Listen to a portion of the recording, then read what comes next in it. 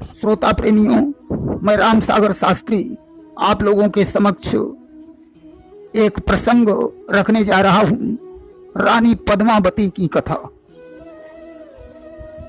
देखिए, सिंघल द्वीप में किसी समय राजा गंधर्वसेन राज्य करते थे। राजा गंधर्वसेन की पुत्री, जिसका नाम पद्मावती था, पुत्री जब बहुत छोटी थी तभी उसकी माता का देहांत हो गया। राजा के पास एक हीरामन तोता था जो मानवी भाषा में बातचीत करता था। पद्मावती उस तोते को बहुत चाहती थी। सारा दिन वह तोते से बात किया करती थी। धीरे धीरे पद्मावती विवाह के योग्य हो गई। राजा का उसका विवाह करने की तरफ कोई ध्यान नहीं था। अब तो पद्मावती उस तोते से रात दिन विवाह की बातें करने लगी। एक बार पद्मावती ने जब तोते से कहा कि ये तोते, क्या इस संसार में कोई हमारे लायक वर है?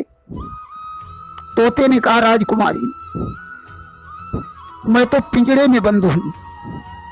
अगर आजाद होता तो मैं देश देशांतर से तुम्हारे लायक वर ढूंढ लाता। जिस समय पद्मावती और तोते की बातें हो रही थी, उसी समय राजा गंधर्वसेन आ गए। उन्होंने इस विवाह के प्रकरण की बातें सुनी तो गुस्सा आ गया। विचार किया, पद्मावती खाना पीना छोड़कर रात दिन इस तोते से ही बातें किया करती है। क्यों नहीं इस तोते के बवाल को ही खत्म कर दिया जाए। उन्होंने एक सेविका से कहा कि इस तोते को मार डालो। पद्मावती ने राजा से अनुरोध किया, पिताजी, यह तोता मुझे प्राणों से भी प्यारा है। यदि इससे कुछ हो गया तो मैं जिंदा नहीं रह पाऊंगी। राजा ने इस बात को स्वीकार कर लिया, परंतु तोते ने पद्मावती से कहा, राजकुमारी, अब मेरे प्राणों को खतरा है, इसलिए तुम मुझे आजाद कर दो। पद्मावती बोली, नहीं तोते, मेरे जीते जी तुम्हें कुछ भी नहीं हो सकता है।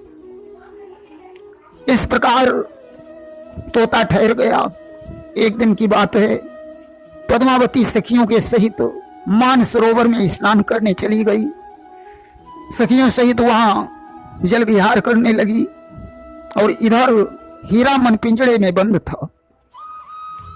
अचानक एक बिल्ली आ गई। बिल्ली को देखकर तोता झटपटाने लगा। ज्यों बिल्ली ने पिंजड़ा खोला, मौका पाकर हीरामन उड़ गया। जंगल में अपने साथी पक्षियों से मिला। पक्षी उसे देखकर बहुत प्रसन्न हुए। हीरामन उसी जंगल में रहने लगा। धीरे धीरे 10 दिन बीत गए। एक दिन की बात है, जंगल में एक शिकारी पहुंच गया। उसने अपना जाल फैलाया। एन केन प्रकार से हीरामन जाल में फंस गया। बहेलिया उस तोते को बेचने के लिए बाजार में गया। अचानक चित्तौड़ का एक व्यापारी आ गया, जिसके साथ में एक ब्राह्मण था। ब्राह्मण को वह तोता अच्छा लगा। उसने उसे खरीद लिया और चित्तौड़ के राजा चित्रसेन के पुत्र रत्नसेन के पास पहुंचा और बोला, राजन, यह तोता मानवी भाषा में बात करता है। रत्नसेन ने 1 लाख रुपए देकर उस तोते को ब्राह्मण के हाथों से खरीद लिया। एक दिन की बात है, राजा रत्नसेन शिकार खेलने के लिए चले गए। मौका पाकर रत्नसेन की रानी नागमती तोते के पास पहुंची। उसने हीरामन से कहा कि हे हीरामन, मुझे बताओ, क्या संसार में मेरे समान कोई सुंदरी है? तोते ने हंसकर कहा, महारानी जी, आपको अपने रूप पर बहुत घमंड है। सिंघल द्वीप की राजकुमारी पद्मावती आपसे कई गुना सुंदर है। नागवती ने कहा, तुम पद्मावती को कैसे जानते हो? तोते ने कहा, पहले मैं उसी के पास रहता था। अब तो नागमती विचार करने लगी इस तोते का जीवित रहना ठीक नहीं है।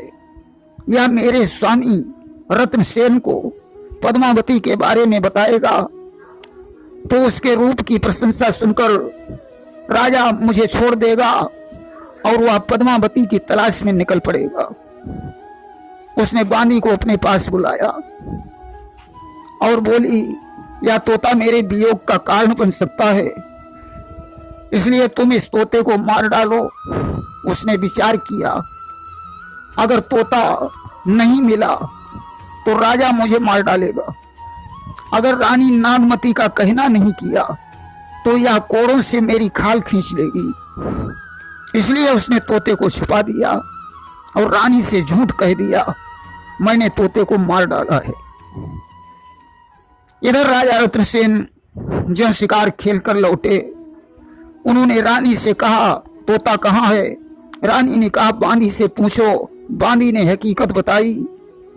राजा ने तलवार निकाली और बोला, यदि हीरामन नहीं मिला तो मैं भी तलवार मारकर अपना प्राणांत कर दूंगा।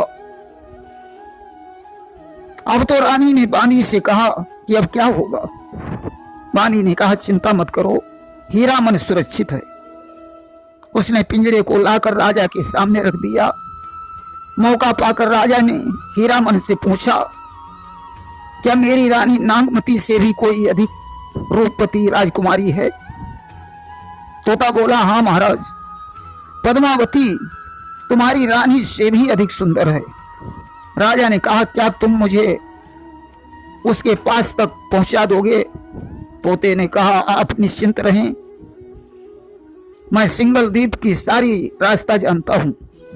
उसी समय राजा ने जोगी का वेश बनाया, हीरामन को साथ लिया और सिंगल द्वीप के लिए चल पड़ा। उसके साथ 1600 कुंवर जोगी बनकर निकल पड़े। राजा कलिंग देश में पहुंचा। उसने राजा गजपति सिंह से कहा, मुझे जहाज की जरूरत है, सिंगल द्वीप जा रहा हूं।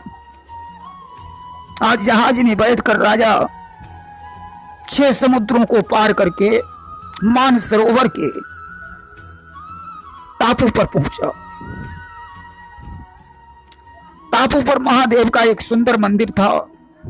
उसमें बैठकर भगवान शंकर की प्रार्थना करने लगा कि कर्पूर गौरम करुणावतारम संसार सारम भुजगेंद्रहारम सदा वसंतम हृदयारविंदे भवम भवानी सहितम नमामि।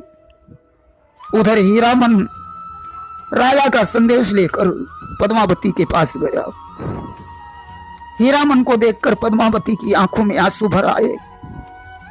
हीरामन ने अपनी सारी कहानी बताई और कहा, मैंने तुम्हारे लायक वर ढूंढ लिया है। वो चित्तौड़ के राजा रत्नसेन हैं। इस समय भगवान शंकर के मंदिर में पूजा कर रहे हैं। आप चलकर उनका दर्शन कर लीजिए। पद्मावती ने कहा, जाकर अपने महाराज को बता देना कि मैं वसंत पंचमी के दिन उस मंदिर में पूजा करने आऊंगी। तोते ने आकर राजा को संदेश दिया। राजा वसंत पंचमी का इंतजार करने लगा। धीरे धीरे वसंत पंचमी आ गई। पद्मावती ने अपनी कुछ सहेलियों को साथ में लिया और शंकर जी के मंदिर में पहुंची। तोते ने संकेत किया, राजन यही पद्मावती है। अब तो राजा ने ज्यों पद्मावती को देखा, रूप देखकर मूर्छित हो गया। पद्मावती ने चंदन से उसकी बाह पर लिख दिया कि मुझे प्राप्त करने के लिए तुम्हें सिंगल द्वीप पर विजय प्राप्त करनी पड़ेगी। इतना लिखकर पद्मावती वापस चली गई। अब राजा होश में आया। उसने तोते से कहा, ये किसने लिखा है? तोते ने सारी कहानी बताई और महल में प्रवेश करने का रास्ता बताया। भगवान शंकर की कृपा से रत्नसेन को सिद्धि प्राप्त हो चुकी थी। राजा ने योगियों को लेकर चढ़ाई कर दी। गंधर्व सेन को ज्यों सूचना मिली उसने योगियों को घेर लिया, युद्ध करने के लिए उद्यत हो गया। राजा रत्नसेन को बंदी बना लिया और फांसी का हुक्म दे दिया। अब तो पद्मावती चिंता में डूब गई, अब क्या होगा। रत्नसेन को फांसी के तख्ते पर खड़ा किया गया।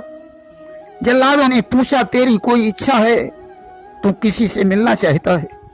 रत्नसेन ने कहा, मैं सिर्फ पद्मावती को देखना चाहता हूं। राजा ने मना कर दिया। भला एक जोगी के साथ मैं अपनी पुत्री को कैसे मिलने दे सकता हूं। उस समय हीरामन बोला, राजन, तुम जिन्हें जोगी समझ रहे हो वो चित्तौड़ के सम्राट रत्नसेन हैं। मैं इन दिनों इन्हीं के घर में रहता हूं। पद्मावती इन्हीं के साथ अपना विवाह करना चाहती है। दोनों में बहुत बड़ा प्रेम है। राजा ने कहा, मैं तुम्हारी बात पर विश्वास नहीं कर सकता हूं। क्षत्रियों की तलवार में बहुत बल होता है। अगर ये राजा हैं तो इसे युद्ध करना होगा। आज फांसी को रुकवाकर युद्ध होना शुरू हो गया। आज भक्त ने भगवान शंकर का ध्यान किया। अचानक वहां दो वीर प्रकट हो गए, अवघड़ के रूप में भगवान शंकर और बंदर के रूप में हनुमान। भयानक युद्ध होने लगा। हनुमान ने पूंछ में लपेट लपेट कर गंधर्व सेन की सारी सेना को आकाश में फेंक दिया। राजा चक्कर में पड़ गया। उस समय साक्षात भगवान शंकर और हनुमान ने दर्शन दिए। राजा चरणों में गिर पड़ा। राजा को ज्ञान हो गया। उसने विधि विधान से रत्नसेन के साथ पद्मावती का विवाह कर दिया।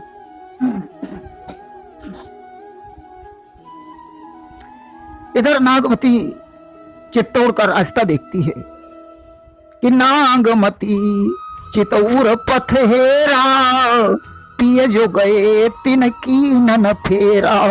नागमती अपनी सहेलियों से कहती है, मेरे प्रीतम यहां से जाकर आज तक नहीं लौटे और सुआ काल बनी लेगा पीऊ, पीऊ नहीं जात जात मम जीऊ। तोता हमारा दुश्मन बन गया जो मेरे प्रीतम को लेकर चला गया। मेरे स्वामी के चले जाने पर मेरा जीना मुश्किल है।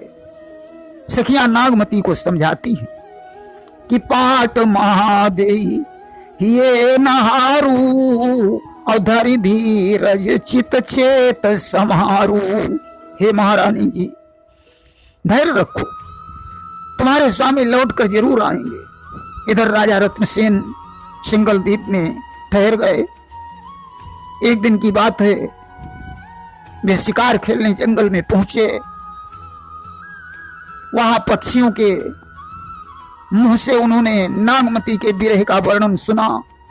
अब तो रत्नसेन ने गंधर्व सेन से विदा मांगी और पद्मावती के सहित चित्तौड़ के लिए चल पड़े। साथ में हीरामन तोता भी था।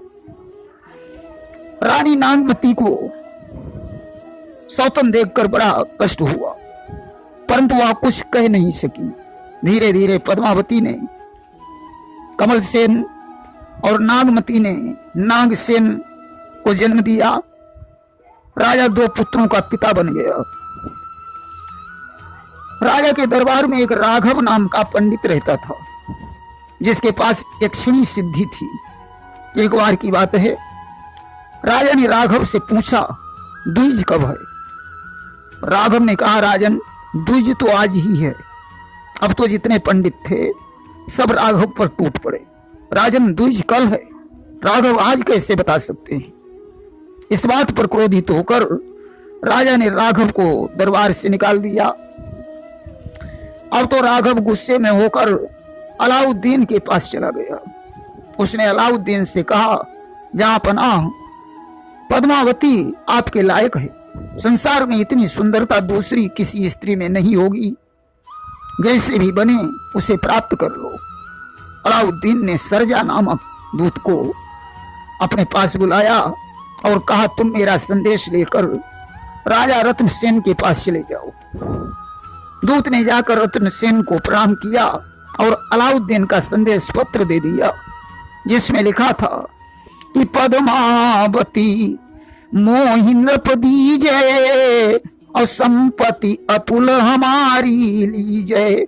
मैं तुम्हें अतुल संपत्ति दूंगा, परंतु तुम अपनी रानी पद्मावती को मुझे दे दो। अब तो पत्र पढ़कर रत्नसेन का खून खौलने लगा। उसने कहा, जाकर अपने महाराज से कह देना कि वह संपत्ति की अगर बात करता है तो अपनी बेगम को मेरे हवाले कर दे, मैं सारा राजपाट उसे दे दूंगा। आज दूत के मुंह से ऐसी बात सुनकर अलाउद्दीन ने चित्तौड़ पर आक्रमण कर दिया। घमासान युद्ध होने लगा कि ढपढोल और शंखों के स्वर पृथ्वी दहलाए देते थे, बलवानों के गर्जन तर्जन आकाश हिलाए देते थे। युद्ध होते होते 8 वर्ष व्यतीत हो गए। अलाउद्दीन ने अपनी पराजय समझकर रत्नसेन को झांसा दिया। बोला, राजन, गुस्ताखी माफ करना, मैं आपसे संधि करना चाहता हूं। रत्नसेन बड़ी प्रसन्नता के साथ अलाउद्दीन को भेजने गए। मौका पाकर उसने रत्नसेन को बंदी बना लिया और दिल्ली लेकर चला गया, उन्हें कैद कर दिया। अब तो नागमती और पद्मावती बड़ी दुखी हो गई। इधर कुंभल देश का राजा देवपाल ने मौका पाकर कुमुदनी नाम की दासी को पद्मावती के पास भेजा। उसने कहा, राजा रत्नसेन तो बंदी बन चुके हैं, उनका वापस लौटना असंभव है, इसलिए तुम देवपाल की पत्नी बन जाओ। इस बात पर पद्मावती को गुस्सा आया और उसने कुमुदनी को मार पीट कर महल से बाहर निकाल दिया। गोरा और बादल राजा रत्नसेन के 2 मित्र थे। पद्मावती गोरा बादल के पास गई और उसने सारी कहानी बताई। गोरा बादल ने 1600 डोलियां सजवाकर उसमें सैनिक बैठा दिए और दिल्ली के लिए प्रस्थान कर दिया।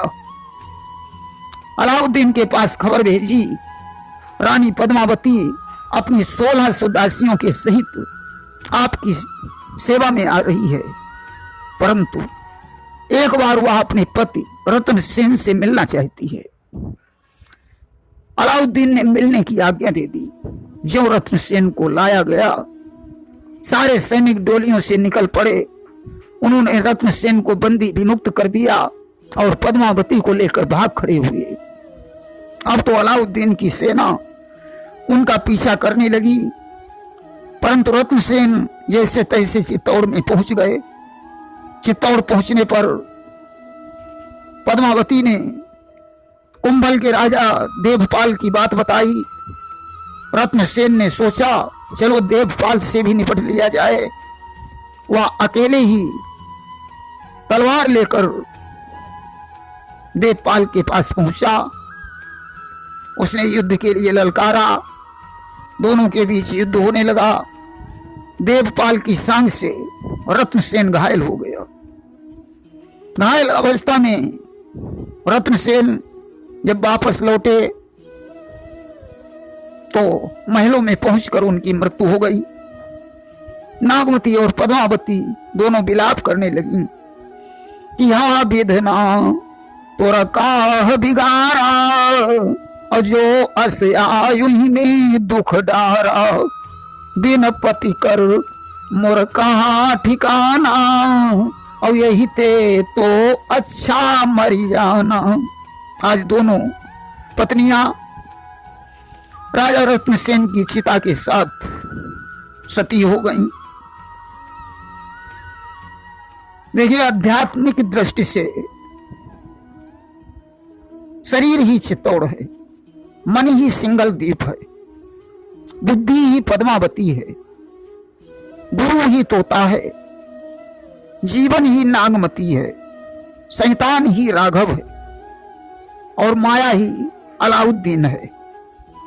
इस कहानी का विस्तृत वर्णन मलिक मोहम्मद जायसी द्वारा रचित पुस्तक पद्मावती में मिलता है। प्रेम से बोलिए वृंदावन बिहारी लाल की जय।